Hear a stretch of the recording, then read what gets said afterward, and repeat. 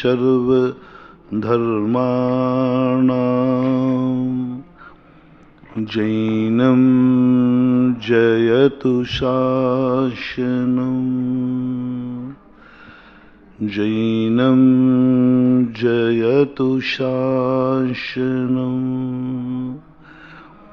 पंच परमेष्टि भगवान की जय हो। आचार्य श्री गुरुवर कुंद कुंद महाराज की जय हो। आचार्य श्री गुरुवर विद्या सागर महाराज की जय हो। परम उपकारी निर्यापक श्रवण मुनि मुंग श्री सुधासागर जी महाराज की जय। आचार्य संघ की जय। जीवन की धारा जब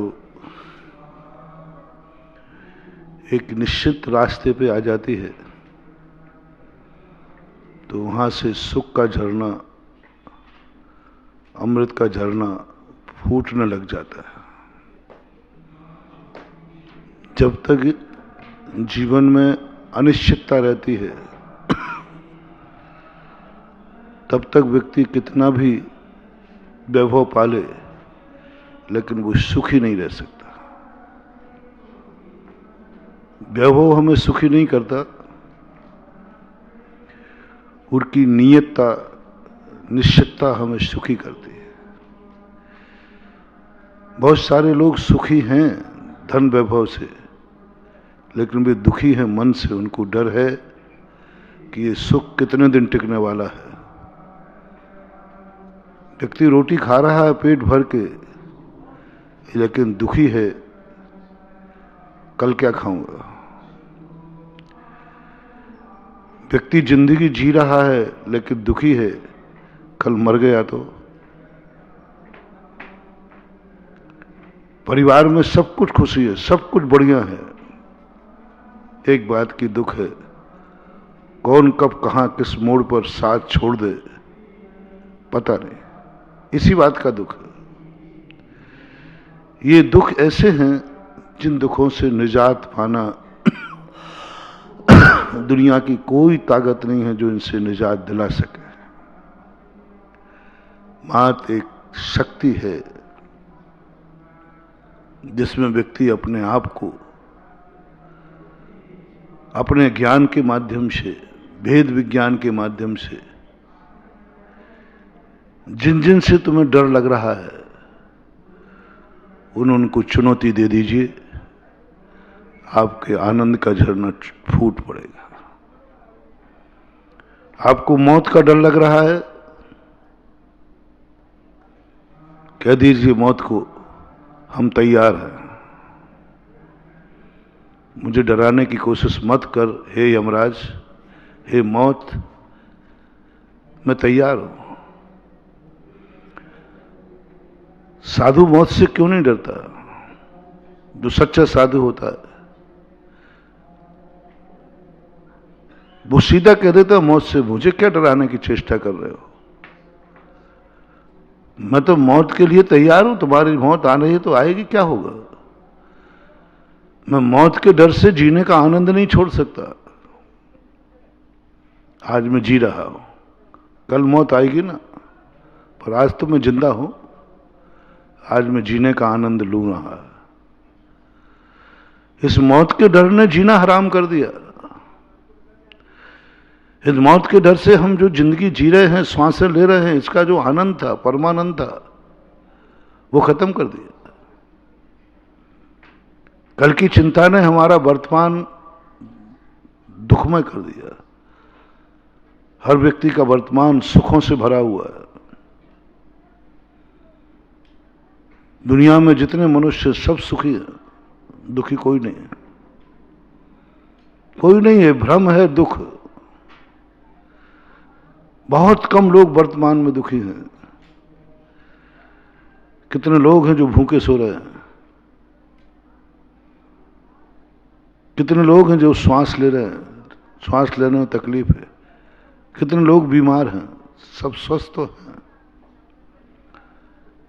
सब सो रहे हैं, सब जाग रहे हैं, सब उठ रहे हैं, लेकिन हर चेहरे पर सुबह उठते ही एक चिंता की रेखा दिखती है। दिन भर पता नहीं क्या चिंता करता रहता है, दिन भर चिंता, दिन भर चिंता। जब देखो खाली दिखते ही नहीं, वो कभी ऐसा नहीं दिखता कि अब मैं सुकून में हूं, बहुत अच्छा हूं। 24 घंटे में एक क्षण भी तुम्हें सुकून की सांस नहीं है। तुम्हारा दिमाग चल रहा है। ये धर्म इसीलिए बनाए गए महानुभाव, ये मंदिर इसलिए बनाए गए, भगवान और गुरु इसलिए हैं जिसकी सन्निधि में जाकर के तुम शांति की श्वास ले सको, जहां आकर के तुम बैठ सको मूर्ति के सामने, मुझे कुछ नहीं सोचना, सोचने वाला तू है। तू पहले सोच चुका है मेरे संबंध में, तू मेरे संबंध में सब कुछ जान चुका है। तू मेरा भगवान है, मैं तेरा भक्त हूं, मुझे कुछ नहीं सोचना। बालक बनता है, बालक मां की गोदी में जाने के बाद फिर कुछ नहीं सोचता उसका भविष्य क्या है, कुछ नहीं सोचता उसका भविष्य क्या है। वो कहता मुझे क्या, मैं क्यों चिंता करूं। उस समय मां उससे कह दे कि छत पे खड़े होकर के, बेटा मैं नीचे खड़ी हूं, कूद जा, वो कूद जाएगा। 1 मिनट भी ये सोचने का भी उसे दरकार नहीं होगा कि मेरा होगा क्या। यदि मां के हाथ से छूट गया तो, मां हाथों में नहीं झेल पाई तो, वो कहता कोई फर्क नहीं पड़ता, ये मैं चिंता नहीं करूंगा, ये मैं सोचूंगा नहीं, मेरी मां नीचे खड़ी है। इससे ज्यादा सोच उसका होता नहीं, विचार भी नहीं करता, वो कुछ भी सोचने का मौका ही नहीं, कुछ भी नहीं सोचता। वो बस एक देखता है नीचे कौन खड़ा है, मां को पहचानता है बस। मां की शक्ति को नहीं पहचानता, मां की नीयत को नहीं पहचानता, मां के समर्थ को नहीं पहचानता। वो मां को जानता है, कूद पड़ता है। उससे पूछा तूने कुछ सोचा नहीं? बोले ये सोचने का काम करूं तो मां किस लिए बनाई, मैं सोचूं तो ये मां किस लिए है। ये तो मां को सोचना है कि मैं, वो मुझे झेल पाएगी या नहीं झेल पाएगी, मेरा भविष्य क्या है। बस यहीं से शुरू होती है आस्थाएं, श्रद्धाएं, यहीं से शुरू होता है धर्म, यहीं से मिलती हैं भगवान के पास जाने की पगडंडियां, यहीं से व्यक्ति वो रास्ते खोल देता है, वो मंजिल खोल देता है जिस मंजिल पर हम पहुंचना नहीं चाहते थे लेकिन पहुंच जाते हैं। यहीं से हैं वो गलियां हैं, बहुत छोटी गली है, बहुत छोटी गली है, बहुत छोटी गली है। और जंगल में खतरे भी बहुत है, कुछ भी हो सकता है, लेकिन वो सोचता है यदि यहां सब खतरे थे तो ये मुझे सोचना है कि भगवान को सोचना है। वो ऐसे भीड़ जंगल में क्यों बैठा है? उसे मालूम है कि मैं आऊंगा, उसे मालूम है कि भक्त आएंगे, और ये भी जानता है कि दुर्घटना हो सकती है। तो ये तो चिंता उसे करना चाहिए थी कि वो यहां बैठा क्यों है। मैं चिंता क्यों करूं, चलता हूं। सांगानेर की जब 94 में सांगानेर की गुफा में मैं गया, जाने की बात आई, बहुत डरा दिया, बहुत भय पैदा कर दिया, इतना भय पैदा कर दिया कि मैं घबरा गया। मैं आदिनाथ भगवान के पास गया, मैंने कहा भगवान जब इतना खतरा वहां है तो वहां आप बैठे क्यों? तुम्हें मालूम है कि मैं आऊंगा, इस निर्भीकता में, निर्भयता में। इसलिए मैंने कल परसों कहा था धर्म 2 प्रकार से होते हैं। निर्णय करना है, धर्म में दोनों शक्तियां हैं, और एक तीसरी शक्ति प्रकट होना है। 2 शक्तियां हमारे पास हैं जो हमें किसी दूसरे से मिलेंगी। 2 शक्तियां हमारे लिए किसी दूसरे से चाहिए है। मुझे सहारा चाहिए, कोई ना कोई। जब तुम्हें ऐसी अनुभूति हो कि संसार में मैं अकेला जीने लायक नहीं हूं, इस संसार में मेरी जो पूंजी है बहुत कम है, संसार में मैं जितना देखना चाहता हूं मेरी आंखें नहीं देख पाएंगी, जितना मैं सुनना चाहता हूं मैं नहीं सुन पाऊंगा, जितना मैं समझ चाहता हूं मैं नहीं समझ पाऊंगा, जहां मैं पहुंचना चाहता हूं मेरे पैर वहां तक, मैं जिंदगी में वहां तक नहीं चल पाऊंगा, मेरी जिंदगी रास्ते में ही खत्म हो जाएगी। जहां मैं पहुंचना चाहता हूं मैं पहुंच ही नहीं पाऊंगा और शाम हो जाएगी। ऐसी फीलिंग तुम्हारे लिए कभी होती है?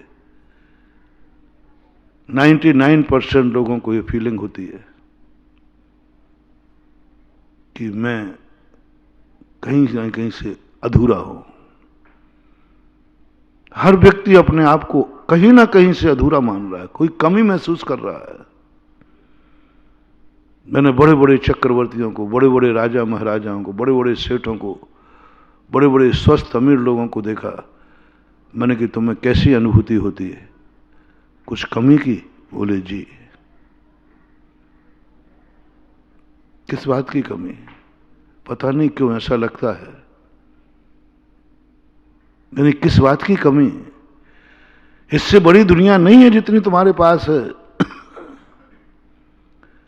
इससे बड़ा दुनिया में कुछ नहीं है। अब तुम छोड़ो बातें।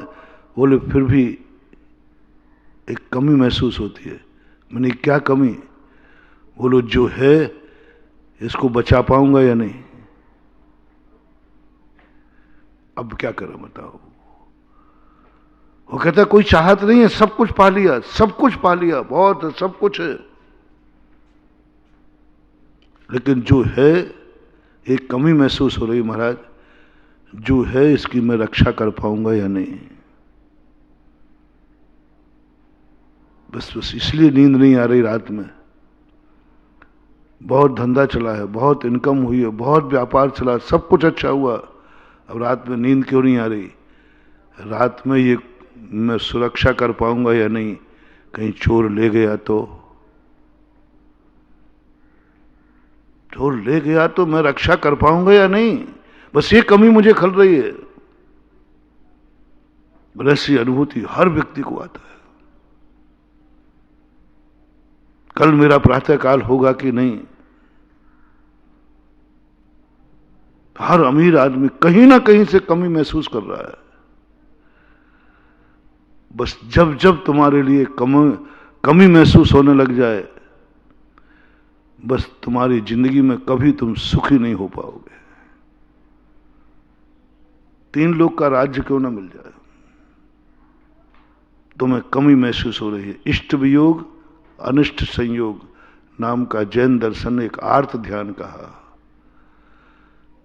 मैं किसी दुखी आदमी की बात नहीं कर रहा हूं, गरीब आदमी की बात नहीं, परेशान आदमी नहीं, जिसके पास सब कुछ है, कुछ भी कमी नहीं, जो चाहिए सब है, मन माफिक है, लेकिन उसके मन में एक डर बैठ गया कमी का। इष्ट वियोग, जो सुख मुझे मिला है इसको मैं कितने दिन तक रोक पाऊंगा, कितने दिन सुखी रह पाऊंगा? कभी भी जा सकता है, ये न चला जाए। ये जो इष्ट वियोग का आर्त ध्यान है, आर्त यानी दुखी करता है, पिंच करता है। छोटी सी फांस पैर में लग जाए जैसे वो चुभती है, ये भय चुभता है, ये भय चुभता है। और वो उसको नींद नहीं ना, सब वैभव में नींद के लिए वैभव था। सोचा था ये धंधा चल जाए, इतनी इनकम हो जाए, पर बस निश्चिंत हो जाऊंगा। निश्चिंत तो क्या, जब तक पूरा नहीं हुआ था तब तक फिर भी सो जाता था, थका हुआ आता था ना।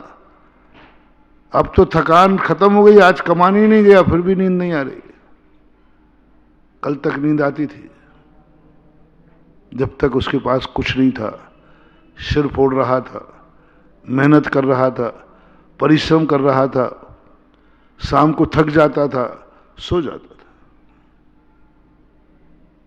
नींद अच्छी आती थी,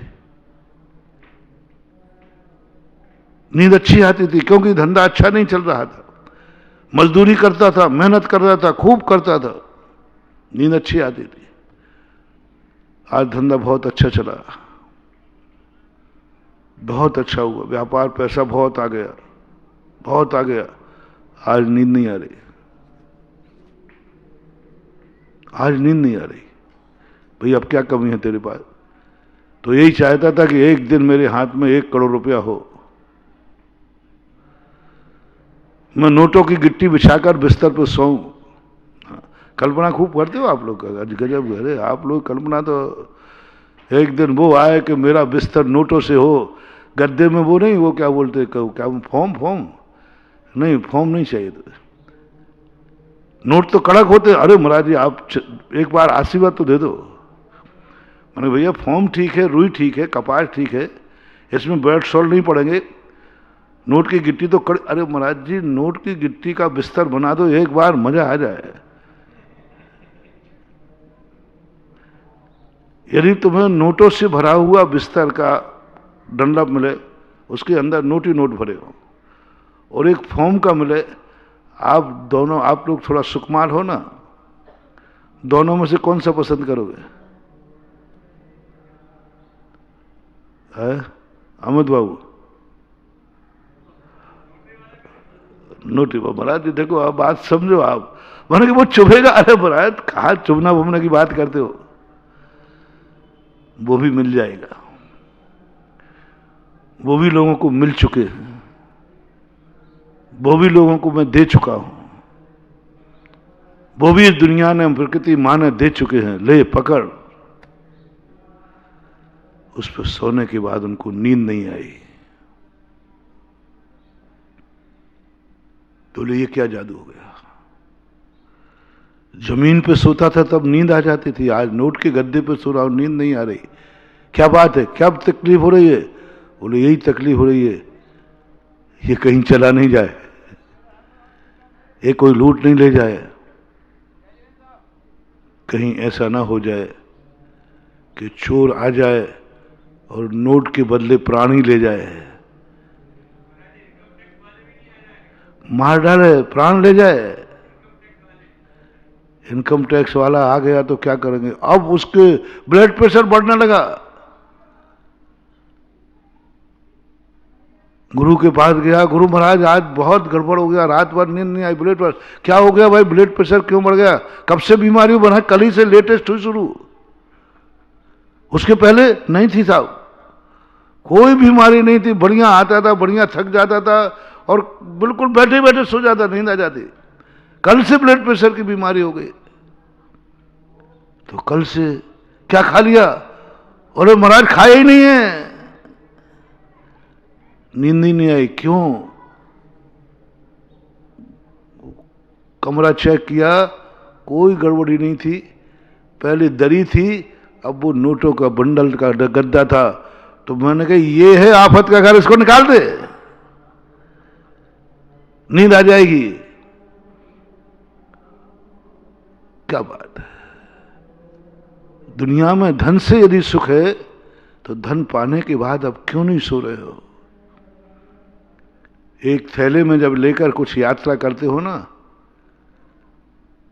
तो नींद नहीं आती, और जिस दिन कुछ भी थैले में नहीं हो तो सीट पे बैठा बैठा दूसरे के ऊपर गिर पड़ता है। तो संसार के सुख का कारण को हमें खोजना है। सुख कहां है? वस्तुओं में सुख नहीं है, सुख है निर्भय होने में। हमें यह देखना है कि हमारी निर्भयता किस कारण माध्यम से कायम हो सकती है, हम निश्चिंत कब हो सकते हैं। निश्चिंतता मंदिर में आने के बाद, गुरु के आने के बाद व्यक्ति को यह नहीं सोचना चाहिए कल क्या होगा। वो कहता है आज मैं कितना भाग्यवान हूं कि मैं प्रभु तेरे दरवाजे खड़ा हूं।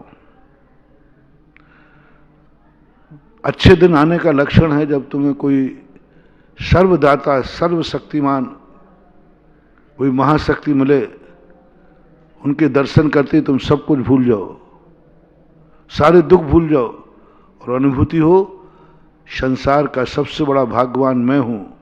क्यों?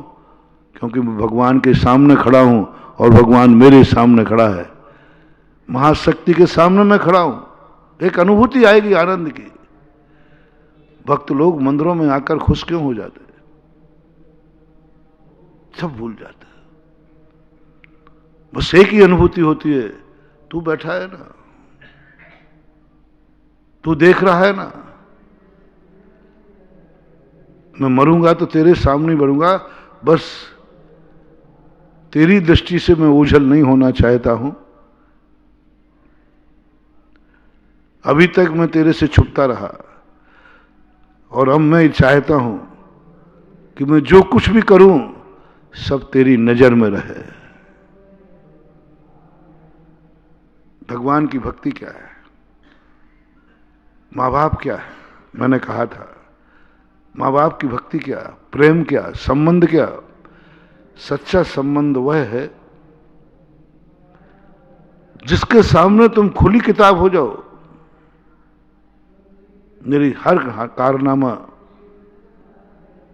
सच्चे माता पिता का प्यार, वरदान, इससे मिलेगा। एक विकल्प तुम्हें करना है, मेरी हर चीज मेरी मां को पता होना चाहिए, मेरे पापा को पता होना चाहिए, हर चीज मैं उनकी साक्षी में करना चाहता हूं। खुल जाओ, खुली किताब कर दो माँ बाप के सामने, बिल्कुल खुली किताब। अच्छे और बुरे का भेद नहीं कर रहा हूं, जो कुछ भी बुरा कार्य है कुछ हमें कोई लेना देना नहीं, मैं माँ बाप से कुछ छुपाऊंगा नहीं। मैं सब कुछ जो कुछ भी करूंगा उनके नॉलेज में होगा। मेरी हर हरकत, मेरा हर विचार, मेरी हर दृष्टि मेरे गॉड को पता होना चाहिए। हर व्यक्ति, कोई भी चीज होगी मैं नहीं छुपाऊंगा, निर्भय हो जाओ। कोई कहे तुमने ये कार्य किया है, मैं तुम्हारे पापा को बताने जा रहा हूं, तुम क्या जाएगा, मैं खुद ही बताने जा रहा हूं। आत्मसमर्पण, अपने गार्ड के, अपने बॉस के सामने समर्पण कर दो। अपराध किया है, तुम जेल में जाके खुद कबूल कर लो, मैंने अपराध किया है, मुझे सजा दी जाए, मुझे सजा दी जाए, मैंने किया है। और ये समर्पण बहुत बड़ी चीज है। जब भी बड़ों के पास जाओगे तुम्हारी कारनामे पता चलेंगे, सजा मिलेगी। और थोड़ा सा और बताओ, जब तुम कभी घर में कोई अपराध कर लो ना, तो एक बाजार से एक डंडा भी खरीदना। किसी ने कहा कि तुम पिता को पता चल जाएगा तेरे हाथ पैर तोड़ देंगे, तेरी बहुत पिटाई होगी। बोले पता नहीं पिताजी के पास डंडा है कि नहीं, मैं पिटने के लिए डंडा ले जा रहा हूं। पिताजी मैंने ये अपराध किया है, मैंने एक नियम लिया है कि मैं जो कुछ भी करूंगा वो सब कुछ तुझे पता होना चाहिए, मेरी हर चीज तुझे पता होना चाहिए। मैं तुझे गॉड मानता हूं, घर का पिता है, घर का भगवान है तू। मेरा नियम है, मैंने गुरु से लिया, दुनिया में एक व्यक्ति को चुन लो जिसको तुम सब कुछ बता सको। अपराधों से तो दुनिया बच नहीं पाएगी, गलतियां तो होंगी, अपराध तो होंगे, कसाएं तो होंगी, मन तो बिगड़ेगा। ये कोई चुनौती नहीं दे सकता। कोई व्यक्ति ये कहे कि मैं अपराध करूंगा ही नहीं, ये बेफालतू बातें हैं। मेरा मन कभी बिगड़ेगा ही नहीं, ये व्यर्थ की बात है। मेरी नजर बुरी होगी नहीं, ये व्यर्थ की बात है। मैं कभी बुरा बोलूंगा नहीं, ये सब व्यर्थ की बात है। मैं कभी बुरा करूंगा नहीं, ये सब व्यर्थ की बात है। बंधु, कभी अहंकार मत करना। हम साधु लोग इतने सावधान रहते हैं, फिर भी हम लोग अहंकार नहीं कर सकते कि मेरे से गलती कुछ नहीं होगी, मेरे मन में कभी बुरा विचार नहीं आएगा, मैं कभी क्रोध नहीं करूंगा। मैं गारंटी नहीं दे सकता, मैंने ऐसा नियम लिया भी नहीं है, मेरे गुरु ने ऐसा नियम दिया भी नहीं है, नहीं दिया। कुंदकुंद जैसे भगवान जैसी महाशक्ति, अध्यात्मवेत्ता, हम तो उनके चरणों की धूल हैं, वे हमारे परम पूज्य हैं। कुंदकुंद इस युग के बहुत बड़े आचार्य हुए, वो दावा नहीं कर पाए कि मेरे से कोई गलती नहीं होगी। बहुत सावधान आचार्य थे, यत्नाचारी आचार्य थे, बहुत अच्छे आचार्य थे, परम अध्यात्म में लीन रहने वाले, शुद्धोपयोग में लीन रहने वाले, पर वो भी डाउट में थे, मेरे से गलती हो सकती है। चुक्की कज्ज छलम न घेतव्यम। समय सार जैसे ग्रंथ पढ़ाते समय कुंदकुंद भगवान कहते हैं, मेरे से चूक हो सकती है। पहले थोड़ा सा अहंकार आता था, मैं साधु बन गया, अब मेरे से क्या गलती होगी, देख के चलता हूं क्या गलती होगी, सोच के बोलता हूं क्या गलती होगी, इंद्रियों का निरोध कर दिया है, आंखों से क्या बुरा देखूंगा, पांचों इंद्रियों का निरोध कर दिया है, मेरी आंख कभी बुरा देख ही नहीं सकती, मेरे कान कभी बुरा सुन नहीं सकते, कानों का निरोध किया, मूल गुण है, मुनि व्रत लिया है, कोई मजाक थोड़ी है। मुनि पांचों इंद्रियों का निरोध कर देता है। मैं बुरा सुनूंगा ही नहीं, मैं गंदा सुनूंगा ही नहीं, राग द्वेष की बातें सुनूंगा नहीं, मैंने कानों का निरोध किया है, मैं कभी बुरा बोलूंगा ही नहीं, मेरी भाषा समिति है, मेरे से कोई जीव मरेगा ही नहीं, मैंने नियम लिया ईरिया समिति का, स्पर्शन इंद्रिय का, सारों इंद्रियों का निरोध किया है, नियम है, संकल्प है, जीवन पर्यंत का लिया है। मेरे मन में कभी बुरे विचार आएंगे ही नहीं, क्योंकि मैंने सद्विचार करने का निर्णय किया है। ये अहंकार है। ये संसार काजल की कोठरी है, कैसहु सयानो जाए, लीक लागे पर लागे। जब प्रतिक्रमण पड़ा तब आंखें खुली, वो कहते तुमने से ऐसा हो गया ऐसा हो गया, अरे मैंने हुआ ही नहीं, प्रतिक्रमण काहे का करूं, प्रतिक्रमण क्यों करूं जब हुआ ही नहीं मेरे से गलती, मैं सावधान हूं 24 घंटे, मुझे मालूम है, सुनवाने के लिए प्रतिक्रमण कर ले, बिना काम की क्षमा मांगता फिर, अरे गलती की नहीं है, गलती की हो तो क्षमा मांग लूंगा, गलती हुई हो तो प्रायश्चित कर लूंगा, कोई गलती नहीं हो फिर भी कह रहा नहीं तू तो क्षमा मांग। जबरदस्ती प्रतिक्रमण मुनियों को जबरदस्ती कराया जाता है, अच्छे मुनियों को, खोटे मुनि तो करते ही नहीं है, अच्छे मुनि की बात कर रहा हूं। गणधर परमिष्टि कुंदकुंद स्वामी निर्वाणी कहते प्रतिक्रमण कर लो, अरे काहे का प्रतिक्रमण, कौन सा पाप किया है बता दो, आप लोग बता दो भैया। मुझे 3 बार क्षमा मंगवाती है जिनवाणी मां, है ना इसकी दादागिरी, हाँ बोलो भाई, तुम 2 महीने से देख रहे हो, सोम राजा भी बन चुके हो, तुमने मेरी गलती पकड़ो, इतने 3 दिन में कौन सी 3 महीने में कौन सी गलती हुई, नहीं और अच्छी सोच लो भाई, और सोच लो, वो सारे चैनल वाले छोकरो, तुम तो वीडियो बनाते हो, बताओ मेरे ने गलती कब की, बताओ पकड़ के बताओ ना, मैं तुम्हें छूट दे रहा हूं।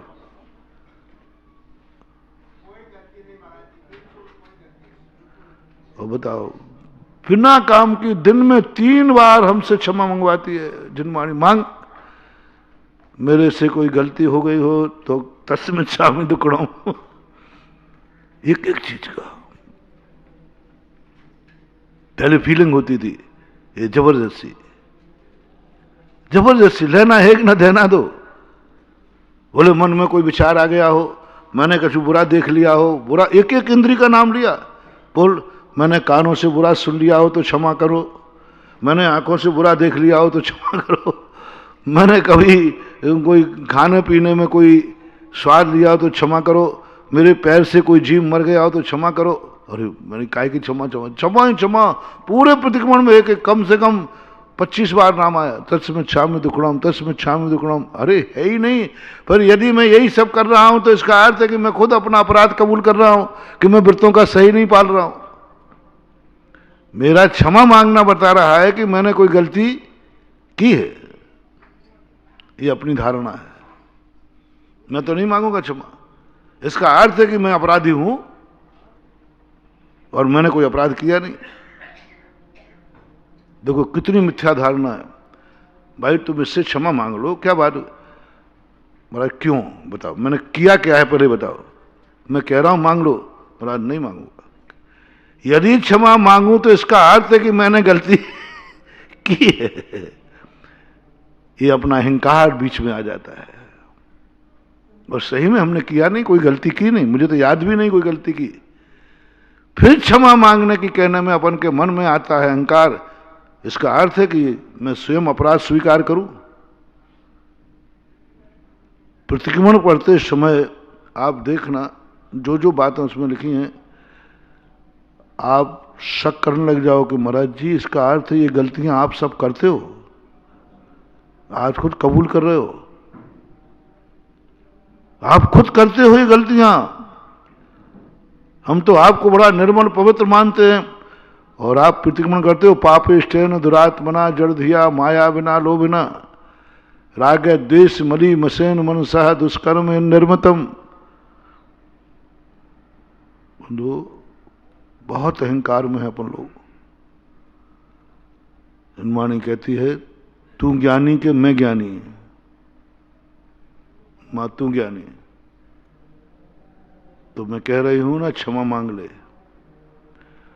अपराध अपराध बताना जरूरी नहीं है, क्षमा मांगना जरूरी है। अपराध क्या है? बोले अपराध बताना जरूरी नहीं, क्षमा मांगना जरूरी है। क्यों? क्योंकि दुनिया ऐसी है जिससे हम गलती मान नहीं रहे हैं, फिर भी वह गलती है। हम पूर्ण समर्थ नहीं हैं, अपराधों के पुतले हैं, होगी गलती, हो जाने दो। सबसे पहले तो अपन एक निर्णय करते हुए चले कि हमसे गलतियां होंगी। सब लोग निर्णय कर लेना, मेरी बात मान जाना। तुम्हारे जैसा मैं भी जिद्दी था, मेरे से कोई गलती नहीं होती, मैं हमेशा सावधानी पूर्वक चलता हूं, बहुत अच्छे से सावधानी से कार्य करता हूं। मैं कोई पढ़ा लिखा आदमी हूं, मूर्ख आदमी नहीं हूं, मेरे से गलती नहीं हो सकती। पहले मुझे भी अहंकार ही था, लेकिन जब कुंद स्वामी ने कहा तो मेरे से तो गलती हो सकती है, नहीं कुंद आपसे तो हो ही नहीं सकती, और मैं कह रहा हूं मेरे से गलती हो सकती है।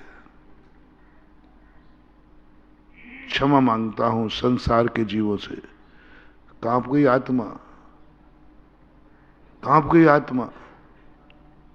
कुंद भगवान कह रहे हैं मैं क्षमा मांगता हूं, कुंद भगवान, और अपन कह रहे हैं कि नहीं मेरे से गलती हुई नहीं, पहले गलती बताओ। कुंद स्वामी ने नहीं पूछा किसी से मेरी गलती बताओ पहले, बाद में क्षमा मांगूंगा। गलती बताने के बाद क्षमा मांगना ये क्षमा नहीं है, ये तो मजबूरी है, क्योंकि गलती साबित हो चुकी है। अब क्षमा नहीं मांगी तो झगड़ा है, बुराई है, जेल है। अपराध होने के बाद क्षमा मांगना कोई मजबूरी है तो मजबूरी है, क्योंकि मांगना पड़ेगा, नहीं मांगोगे तो अभी और धाराएं चलेगी। गलती करने के बाद क्षमा मांगना कोई क्षमा नहीं है, ये तो बहुत बड़ी मजबूरी है। गलती मालूम नहीं है और क्षमा मांग लो, यह वास्तविक क्षमा है। गलती नहीं है, कोई गलती मत पूछो क्या है, ये सबूत मत करो क्या है, मुझे क्षमा चाहिए बस। गलती मुझे पता नहीं गलती। संसार के समस्त जीवों से 3 बार क्षमा याचना करना, और गलती कुछ पता है ही नहीं, एक भी गलती नहीं है। कई दिन निकल जाते हैं, हम लोग खूब हिसाब लगाते, कोई गलती हो गई दिन भर में, खूब सोचता हूं आज मेरे से गलती हुई, कुछ गलती नहीं हुई, और फिर भी दिन भर क्षमा मांगता रहता हूं। और तुम गलतियों के पुतले हो, फिर भी कहते हो काई गलती है, ये कोई गलती थोड़ी है। यही हमारी सबसे बड़ी कमी है। तो पहले तो अपन एक निर्णय करके चले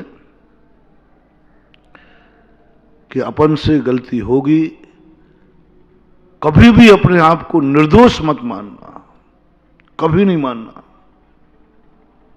हमेशा एक ही बात रखना, कोई कुछ कहे तुमसे गलती, हां हो सकती है, मुझे भी डाउट था, आप बहस मत करना, बहस मत करना।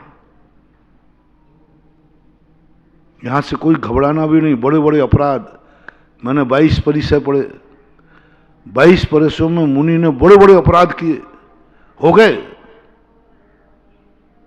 बड़े बड़े अपराध हो गए, लेकिन बस तुम एक व्यक्ति चुन लो जिसके सामने तुम्हारा सब कुछ खुली किताब हो, मैं उसको, और उसके साथ में यदि आपको मैंने उदाहरण दिया, पिताजी चुन लीजिए, मां को चुन लीजिए, मैं इनसे कुछ भी नहीं छुपाऊंगा।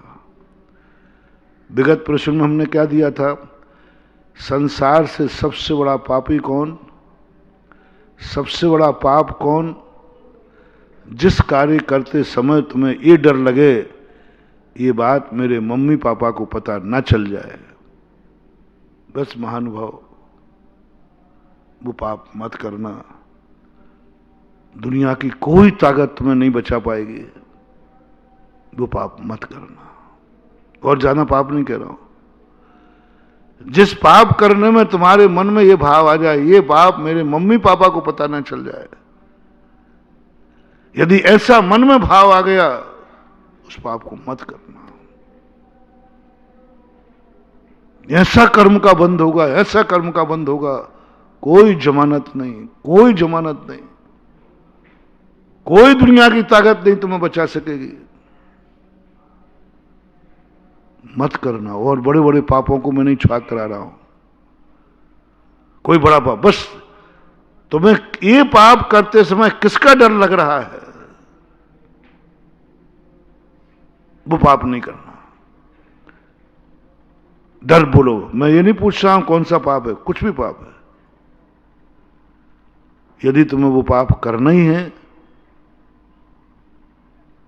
तो मैं तुमसे एक वचन लेना चाहता हूं, तुम्हें मम्मी पापा का डर तो नहीं लग रहा है? नहीं साहब, नहीं लग रहा है।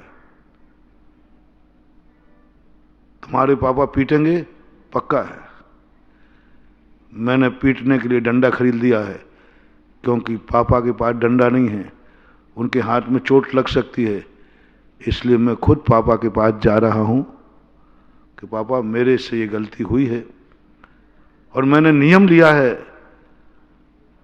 कोई चीज तेरे से नहीं छुपाऊंगा, तुझे जरूर बताऊंगा। और ये भी मुझे मालूम है कि मेरी गलती सुनकर तुझे क्रोध आएगा पापा, और क्रोध आएगा तुझे पक्का है, क्योंकि मैंने जो कार्य किया वो आपकी इज्जत के खिलाफ है, आपकी इच्छाओं के खिलाफ है, आप सहन नहीं करेंगे, ये भी मुझे मालूम है। इसलिए मैं, आपको गुस्सा आएगा, आप थप्पड़ मारोगे, आपके हाथ में चोट लगेगी, मैं नहीं जानता कि अपराध मैं करूं, पिता के हाथ में चोट लगे, इसलिए मैं ये डंडा लेके आया हूं, ये डंडा पकड़ो और मेरे अपराध सुनो, और मैं सजा खाने को तैयार हूं। है हिम्मत ऐसी?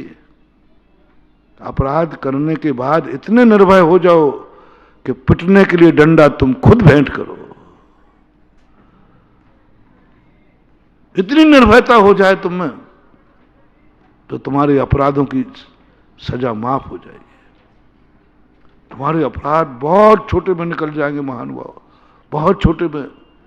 वो तो मैंने पहले ही कह दिया, अपराधों से रहे तुम कभी होने की चेष्टा मत करना। बस तुम दो चीजें कर लो, निर्भय होकर के, मुझे मम्मी पापा का कोई डर नहीं है। क्यों? मैंने पिटने के लिए डंडा खुद भेंट करूंगा जाके। ये डंडा पकड़िए पिताजी, मजबूत है, आप चिंता मत करना। मुझे सजा दीजिए, मैं पिता के हाथ की सजा लेना चाहता हूं। मैं दुश्मन के हाथ से सजा नहीं, पिता के हाथ की सजा चाहता हूं। मुझे कर्म सजा देंगे, मुझे दुनिया सजा देगी नहीं। मैं सजा लूंगा, लेकिन पूज्य पुरुष से लूंगा। और जितने वो डंडे मारते जाएं, तुम उनके पैरों में झुकते जाना, झुकते जाना, जितने मारते जाएं। यदि प्राण भी लेवें, आपको अपराधी नहीं बना सकता, अपराध होने पर भी। ऐसे गुरु और भगवान के सामने सजा लो गुरु के हाथ से। धर्म सजा देवे, कर्म सजा नहीं देवे। कर्म सजा देगा वो तुम्हारी बेइज्जती होगी, कर्म सजा देगा तुम्हारी इज्जत धूल में मिला देगी। कानून सजा देगा, तुम अपराधी घोषित करेगा और निंदनीय होगे। बहुत बड़ा रहस्य मैंने जैनागम में खोजा, भारतीय संस्कृति में खोजा। डंडा तो तुम्हें पड़ना ही है, पुलिस मारेगी। डंडा तुम्हें पड़ना ही है, कोई पड़ोसी मारेगा, लेकिन बेइज्जती हो जाएगी। पिता कितना भी डंडा मारेगा, तेरी प्रशंसा होगी, कितना बढ़िया बेटा है। पिता के मारने पर भी चू नहीं बोला, ओहो बेटा नहीं है, देवता है, देवता। अब बताओ, अपराध करके आए और देवता की उपाधि और मिली, और उधर जेल में पिटते और पुलिस मारती तो डाकू कहलाते। पूज्य पुरुषों से पिटने में देखो, ये धर्म की एक बहुत बड़ी खोज है। प्रायश्चित को जब तप में रखा, मैंने कहा ओ ये तो गजब हो गया। अपराधी को तपस्वी की उपाधि, अपराध करके आया है और उपाधि मिल रही तपस्वी की, ये मैंने दुनिया में कहीं ऐसा देखा नहीं। अपराधियों को तो डाकुओं की उपाधि मिलती है, पापियों की उधारी मिलती है। सारे जेलियों को, जितने जेल में बंद हैं, ये सब पापी हैं, इनको बुरी दृष्टि से लोग देखते हैं। यदि वही सजा जो कानून दे रहा है, वही सजा जो कर्म दे रहा है, यही सजा यदि उसने गुरु से और धर्म से ली होती, तो तपस्वियों में शिरोमणि तपस्वी हो जाता। अपराधी की बात करो, दोनों अपराधी हैं। दोनों अपराधी हैं। एक अपराधी को पुलिस ने पकड़ करके जेल में डाला, जबरदस्ती पकड़ करके, बदनाम हो गया। और एक व्यक्ति ने अपराध करके गुरु के पास जा रहा है, अपराध करके जा रहा है, वो भी बराबर अपराध किया, और गुरु के पास जाके कहा, गुरु महाराज मैंने नियम लिया है, आपसे कुछ भी नहीं छुपाऊंगा, आप मेरी साक्षी रहे, पाप की साक्षी। अपसक्यम परसक्यम देवता सक्यम, पुण्य नहीं, धर्म नहीं, अच्छे कार्य नहीं, बुरे कार्य की साक्षी बनाओ, पापों की साक्षी बनाओ, मेरी बुराइयों की आप साक्षी बनो। गुरु वह नहीं है जो शिष्य की गुणों को जानता है, गुरु वह है जो शिष्य की हर कमी को जानता है। डॉक्टर वह नहीं है, फैमिली डॉक्टर, जो तुम्हारी ताकत को जानता है। फैमिली डॉक्टर वह है जो तुम्हारी बीमारी को जानता है, बीमारी को जानता है, स्वस्थता को नहीं जानता। कितने स्वस्थ हो तुम ये नहीं जानता, डॉक्टर कहता कितने बीमार हो तुम ये जानता है। गुरु का सबसे बड़ा लक्षण गुरु यदि तुम्हें बनाना हो, माता पिता तुम्हें बनाए हैं यदि हैं, तो बस मेरा महानुभाव एक ही बात कहना, यदि तुमने किसी को गार्जियन चुना है, उपकारी चुना है,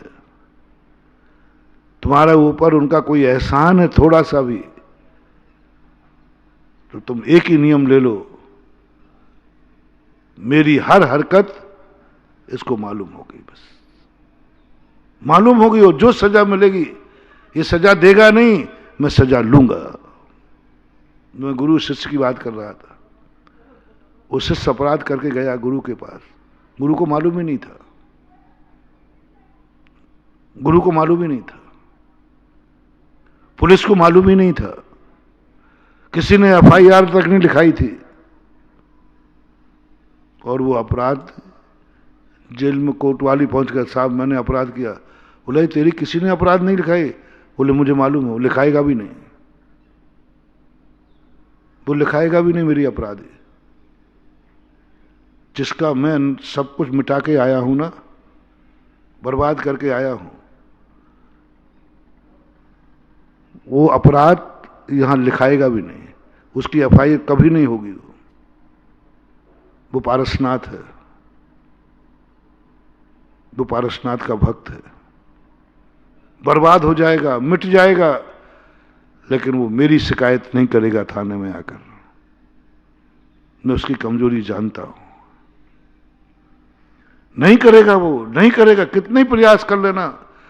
यदि तुम भी लिखाने जाओगे उसके घर में कि तुम्हारे साथ ऐसा हुआ, वो कहता साहब कुछ नहीं हुआ, वो मेरी एफआईआर कभी नहीं लिखाएगा।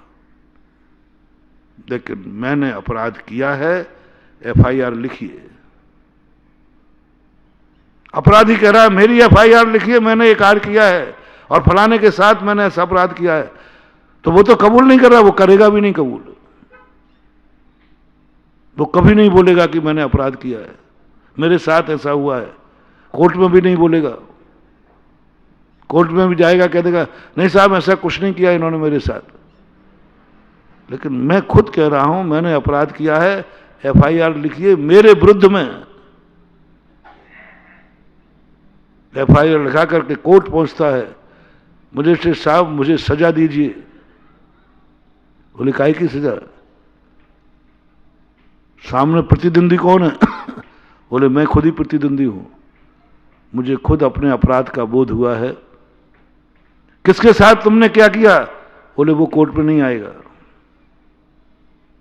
तुम पूछवाओगे तो भी नहीं कहेगा, वो यही कहेगा कोई अपराध नहीं हुआ, इन्होंने कोई अपराध नहीं किया, मुझे सजा दी जाए। और मैं कबूल करता हूं, मैं खुद साक्षी, अपशक्यम देवता सक्यम, मैं सारी दुनिया की साक्षी में सौगंध खा के कहता हूं, भगवान की सौगंध, शास्त्र की सौगंध, गुरु की सौगंध, बेटों की सौगंध, सारी दुनिया की सौगंध खाता हूं, मैंने ये अपराध उसके साथ किया है, उसके साथ मैंने अपराध किया है। मजिस्ट्रेट घबरा जाएगा, पुलिस घबरा जाएगी, भाई दुनिया में कोई कबूल ही नहीं कर रहा है कि तूने अपराध किया, कोई गवाह भी नहीं है और तू अकेला कह रहा है। बस इसी का नाम है बस यही है आत्मा, यही है देवता, यही है महापुरुष, यही है महान पुरुष, जिस पाप का कोई गवाह नहीं है, कोई साक्षी नहीं है, किसी को मालूम नहीं, जिसके साथ हुआ उसने भी नकार दिया, नहीं साहब मेरे साथ तो कोई अपराध नहीं हुआ, इसने तुम्हारे पास तुम्हारे यहां डांका डाला? बोले नहीं डाला साहब, मेरा तो सब सामान सकुशल है, कहीं कुछ गड़बड़ नहीं हुआ। वो कहता साहब मैंने डाला है, पर ये तो कह रहा मेरे यहां डला ही नहीं डांका, और मैं सबूत दे रहा हूं मैंने डांका डाला है। अभी फैसला करो भैया, जिसके यहां डांका डला है वो कह रहा मैंने यहां डांका नहीं डला, मेरा सब सामान सकुशल है, मेरा कुछ भी नहीं गया, और चोर कहा है मैंने डांका डाला है और सबूत भी दे रहा है। ऐसे केस को मजिस्ट्रेट क्या करेगा? आजकल के मजिस्ट्रेट के पास ऐसे केस जाते ही नहीं, ऐसे केस तो मुझ जैसे मजिस्ट्रेटों के पास आते हैं।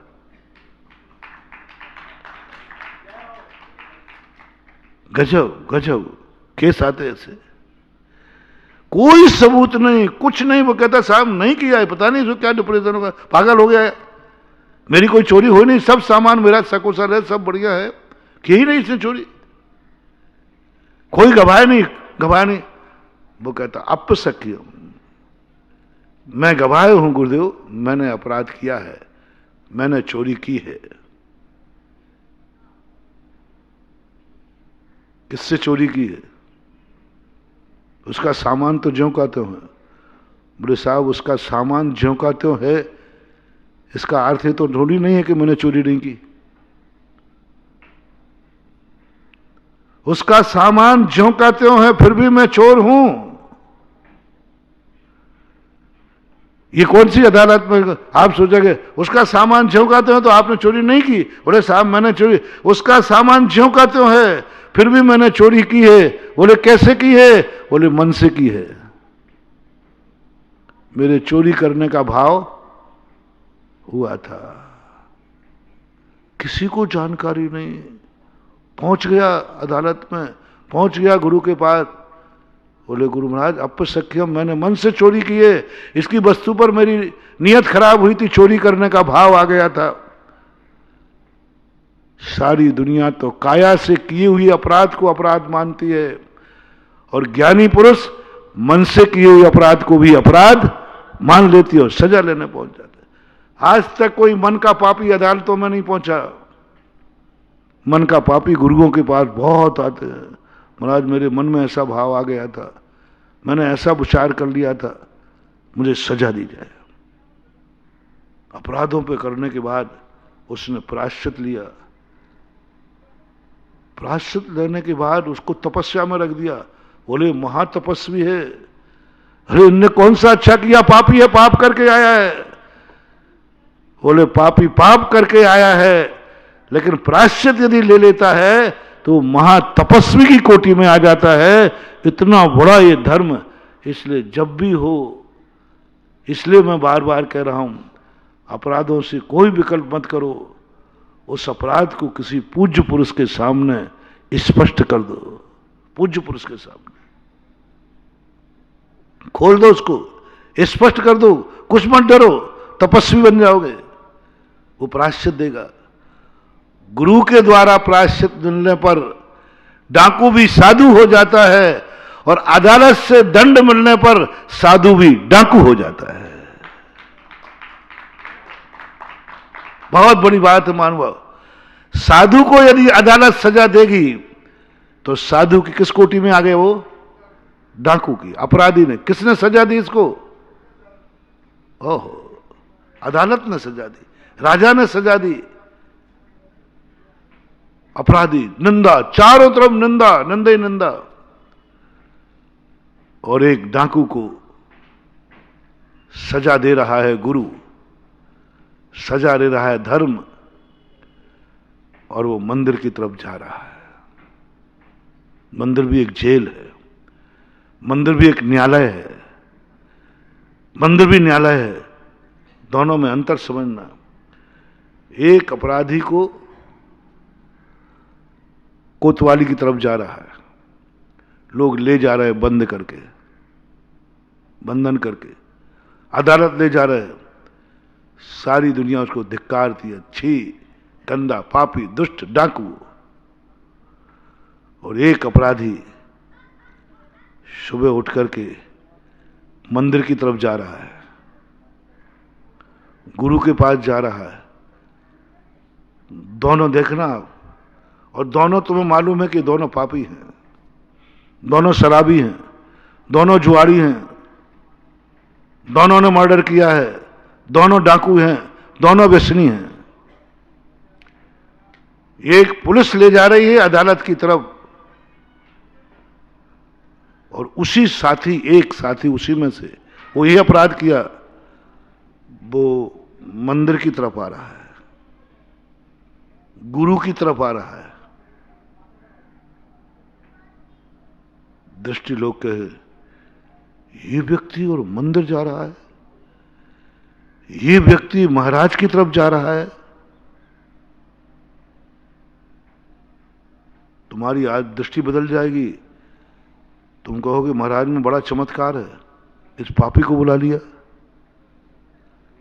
कभी कई बड़े बड़े पापी लोग जब महाराज के पास, महाराज जी ये आपके पास बैठा था, ये आपके पास बैठा था, ये कैसे बैठ गया, ये तो कभी हो ही नहीं सकता। तो तुम्हारी दृष्टि में क्या महापापी है, लेकिन अब जरूर सुधरने जा रहा है, जरूर कुछ अच्छा कर्म करेगा, जरूर ये दुनिया की दृष्टि में आएगा। अंजन चोर जैसे गुरु से, अंजन चोर को यदि राजा के पास जाता, राजा पकड़ लेता, सीधी फांसी मिलना थी, सीधी फांसी मिलती, कोई चारे नहीं था। लेकिन उसने सोचा, अंजन चोर बहुत होशियार आदमी था, मैं समझ रहा हूं मैं सबको साधु बना पाऊं या न बना पाऊं, लेकिन मेरा मन है कि हे चोरों, अंजन चोर बन जाओ। आशीर्वाद तो सारी दुनिया को मिलते हैं। कभी थप्पड़ मारे तो पापा से कहना, पापा रुकना, वो फोटोग्राफर को बुलवा लूं और उनके हाथ में जूता और रख लेना, वीडियो बनाना ना, वो गाड़ी और दे रहे हो, बनवा लेना, बहुत काम आएगी, बहुत बहुत काम आएगी, जिंदगी बचा लेगी। गुरु जब डांटता है, फटकारता है, पापी कहेगा जा, तेरा कल्याण कभी नहीं हो सकता, ये शब्द कभी गुरु के मुख से निकल जाए, भाग्य मानना रहते हो अपने, अभाग्य मानना, अभाग्य मानना कि मेरे लिए गुरु ने कभी ये शब्द कहे थे, अब मेरा कभी विनाश नहीं हो सकता है, क्योंकि मेरा पाप गुरु की दृष्टि में आ गया है। डॉक्टर की दृष्टि में रोग और गुरु की दृष्टि में दोष अच्छे होने की निशानी है। बोलो भैया, बोलो ना। डॉक्टर की दृष्टि में रोग पकड़ में आ गया, अब डॉक्टर को पता ही नहीं चल रहा कि इसको क्या बीमारी है, खतरा है। डॉक्टर को पता चल गया मेरे अंदर बीमारी क्या है, बस डॉक्टर खुश हो जाता है, अब भाई चिंता मत करो, बीमारी पकड़ में आ गई, अच्छे दिन आने वाले हो। इसी प्रकार महानुभाव, तुम्हारा दोष माँ बाप को, तुम्हारा दोष कमी गुरु को पता चल जाए, निश्चिंत हो जाना, अब तुम्हारे अच्छे दिन आने वाले हैं, अच्छे आदमी बनने वाले हो, क्योंकि मेरी बुराई, मेरी कमी गुरु के दृष्टि में आ गई। आज गुरु ने मुझे पापी कह दिया, बस अब मैं पापी नहीं रह सकता,